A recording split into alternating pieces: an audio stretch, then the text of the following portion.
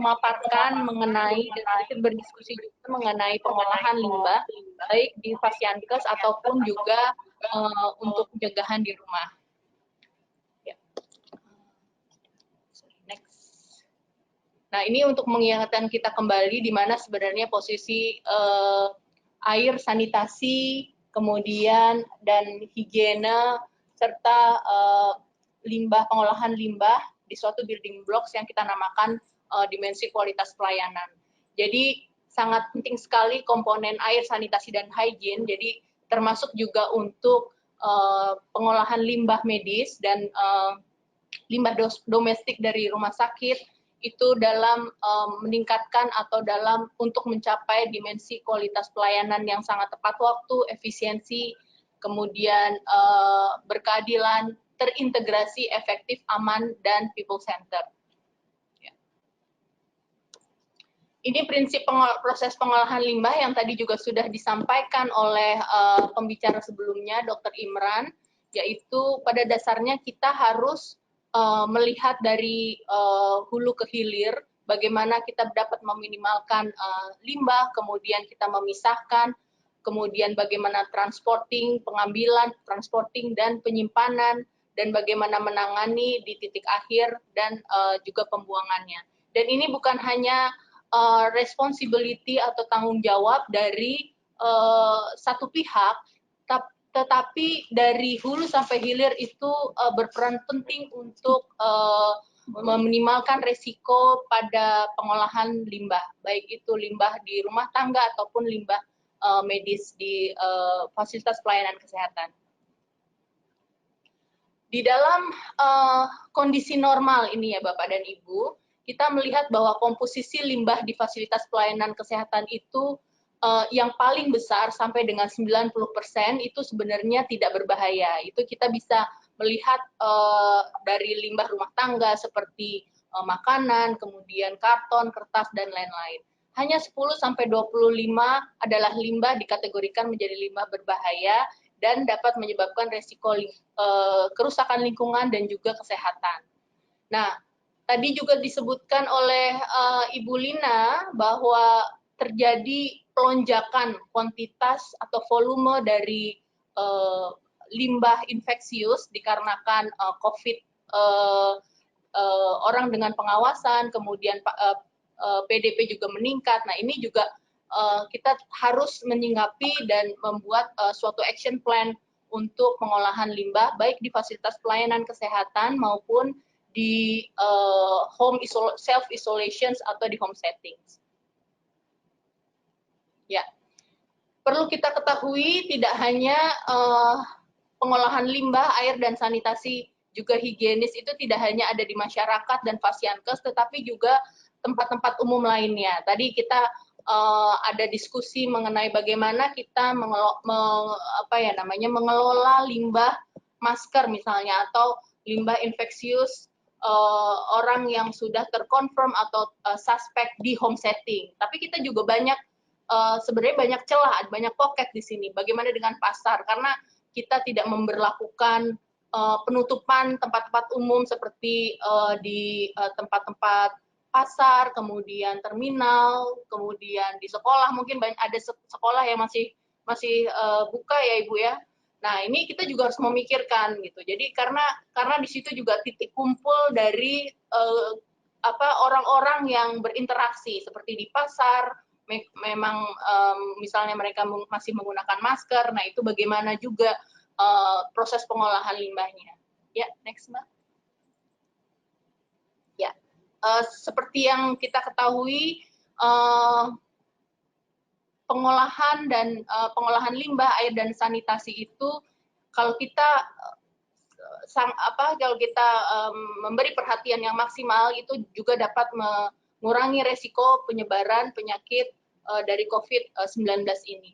Dan di WHO sendiri sudah mengeluarkan dokumentasi atau dokumen-dokumen teknis terkait berbagai topik, dan salah satunya adalah mengenai pencegahan pengendalian infeksi, baik itu di fasilitas pelayanan kesehatan, kemudian di home setting ataupun di karantina.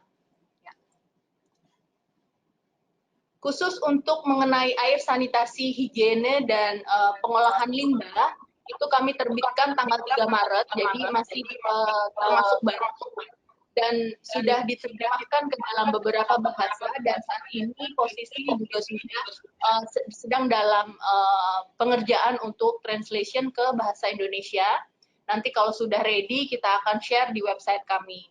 Topik utama dari technical brief ini ada beberapa pada input, jadi termasuk keberadaan virus COVID-19 berdasarkan jurnal-jurnal dan studi yang ada, kemudian pengelolaan air dan sanitasi, bagaimana caranya, kemudian air sanitasi higiene di Fasiankes, bagaimana pengolahan limbah cair, kemudian feses, limbah medis, dan praktek cuci tangan yang paling penting, dan bagaimana untuk dokumen teknis untuk dead bodies. Air dan sanitasi juga dibahas di sini. Halo Bu Devi. Bisa mendengarkan nggak? Jadi mungkin gini, karena waktu kita kan agak terbatas nih Bu Devi. Apakah Bu Devi mungkin bisa menyampaikan hal penting yang bisa terkait dengan yang tadi, dengan limbahnya saja? Karena kita akan membuka tanya jawab juga dengan para pendengar nih yang lain. Oke. Mungkin next. Ya,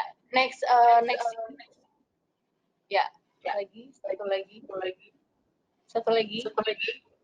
Nah ini, jadi kalau kita melihat dari struktur virus COVID ini, virus COVID ini adalah virus yang untuk RNA dengan protein atau lipid yang lemah, sehingga sangat relatif atau rapuh di lingkungan dan menjadi cepat non-aktif jika dibandingkan dengan virus-virus yang lain. Dan saat ini belum ada bukti bahwa virus COVID ini ditemukan di air minum atau di air limbah.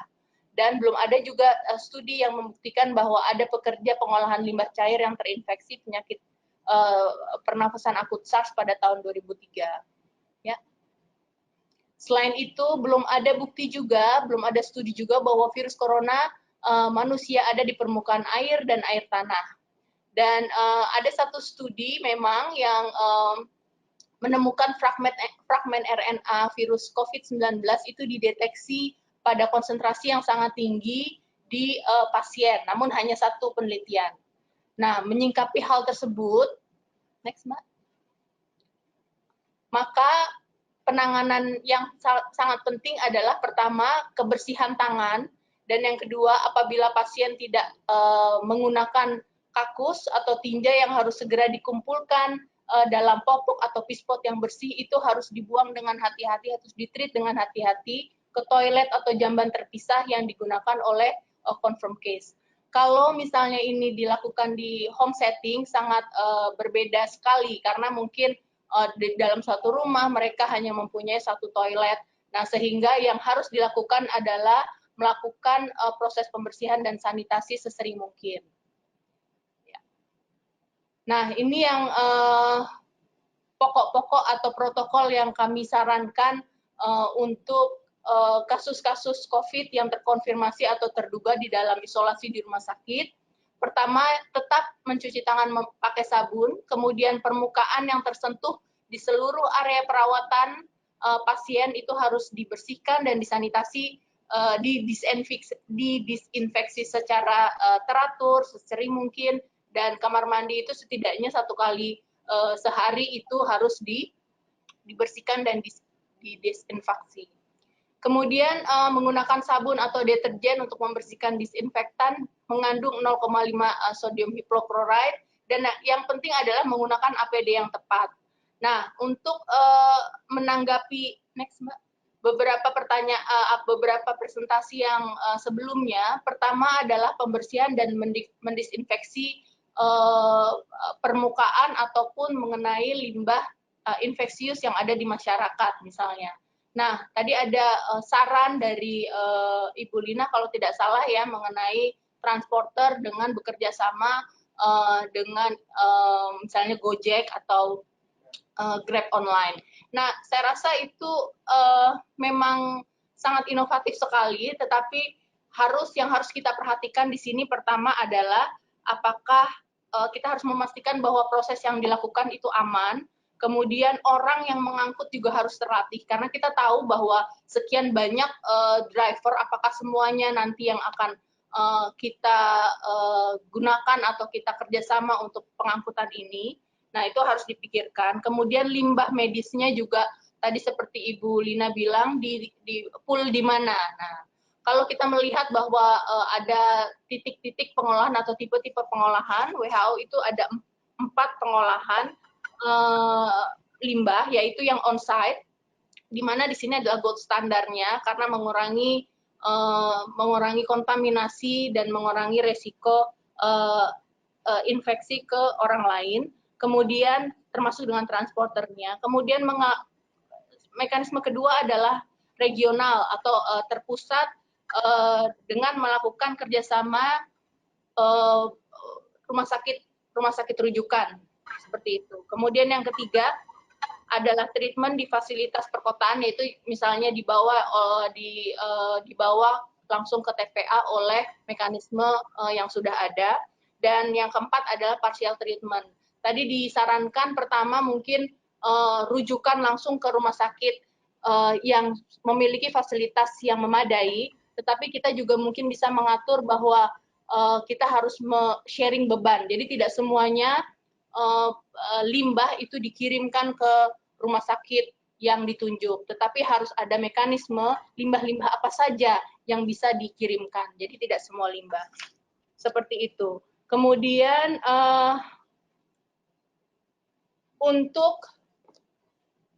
kemudian juga untuk transport dari limbah yang ada di masyarakat, karena kami menganjurkan tetap menggunakan APD, maka kita harus memastikan bahwa orang yang mengambil limbah medis tersebut itu juga harus dilengkapi dengan APD yang benar, seperti APD memperlakukan dengan limbah infeksius. Nah, itu bagaimana mekanisme pendistribusiannya itu juga harus dipikirkan. Kemudian dari pemilihan limbah itu sendiri, saya setuju bahwa harus ada sosialisasi kepada masyarakat.